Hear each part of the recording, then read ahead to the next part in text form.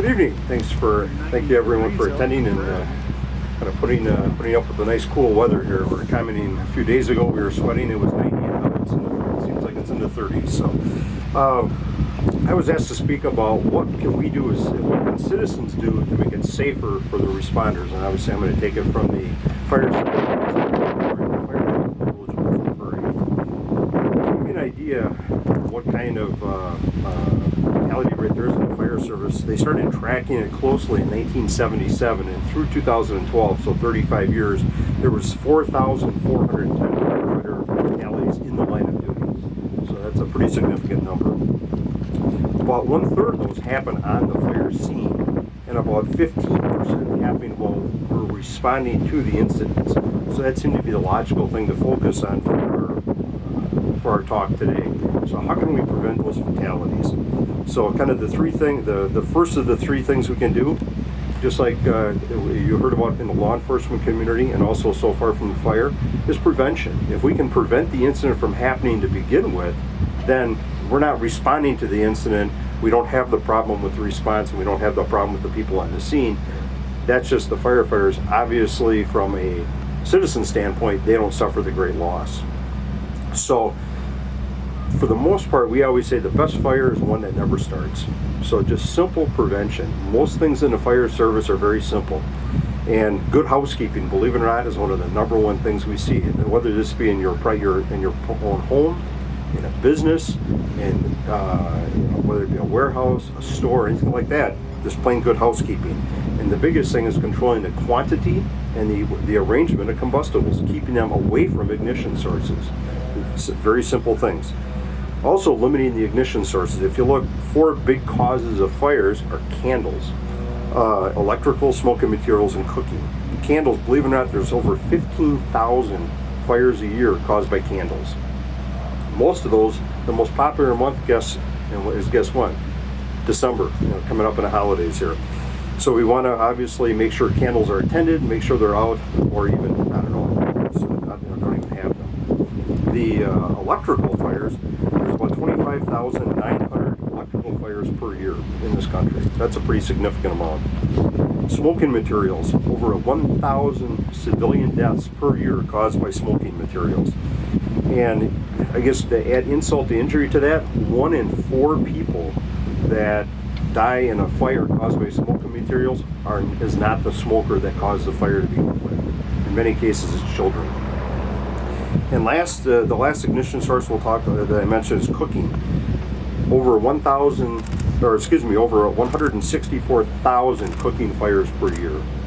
So either be a good cook or go out to eat more. That's the way to do it. So, and ironically, the biggest cooking fire day of the year is Thanksgiving. Yeah, especially with the advent of the turkey deep fryers. That seems to have gotten things worse. And it also kind of goes along with fire prevention. Is coming up here soon. We'll be changing our clocks. Make sure you change your batteries at the same time.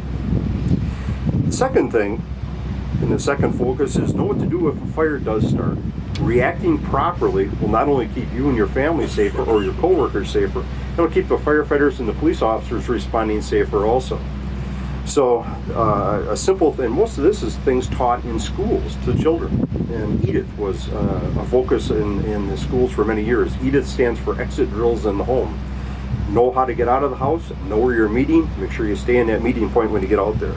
Make sure that your kids know the designated meeting point. It's kind of funny, I've been in this business 33 years, I've had the opportunity to, unfortunately, go to a lot of house fires, and it's kind of comical because most kids are better at responding to a fire emergency than some adults, because a lot of us, when we were younger, fire safety day meant the fire truck pulled up, hey, look, that's really neat. And then that was it. That was the education. Now we really spend a lot of time trying to educate the kids, stop, drop, and roll. We have the fire safety house. We do many, many things to make sure the kids can respond to an emergency. We find kids teaching their parents the proper way to respond. Listen to your kids. So when you have a designated meeting point, you want to make sure that the place doesn't move. Don't make it a car. Don't make it something portable. Make it the tree in front of the house or someplace safe. And that's available year-round. Obviously, that's something we need to be concerned about here in this climate, possibly tonight. You want to make sure and call 911 promptly. Once you're out of the house, call 911. Don't delay, don't try to waste time putting out the fire. Make sure you call 911. And when you call, make sure you know your address. You have the opportunity to listen to a lot of dispatch tapes, and it's ironic how many people don't know their address, and number two, don't know their phone number. Dispatch wants a callback number. So make sure you know those two things. And then, last but not least, when it comes to know what to do if a fire starts, make sure you know how to, if you have an extinguisher, know how to use it. And more importantly, know when to use it. If there's a significant fire in your house, that's not the time to use an extinguisher. Evacuate the house, get out, call 911 and stay out. Okay? And last is we need to build fire-safe buildings. Okay?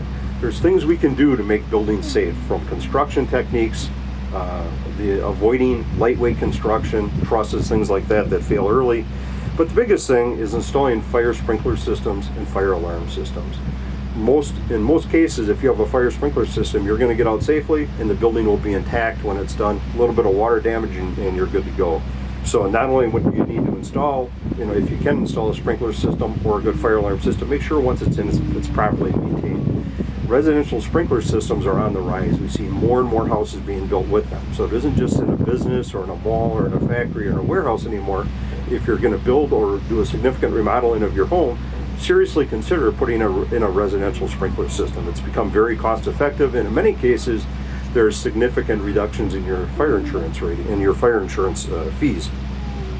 So now if I could close and I kind of take off Captain Larson's comment here, and that's, as I mentioned, 15% of our fatalities are responding to incidents. When you're driving, pay attention. When an emergency vehicle comes up behind you, whether it be a squad car or a fire and rescue vehicle or an ambulance, make sure that you pull completely to the right, come to a complete stop.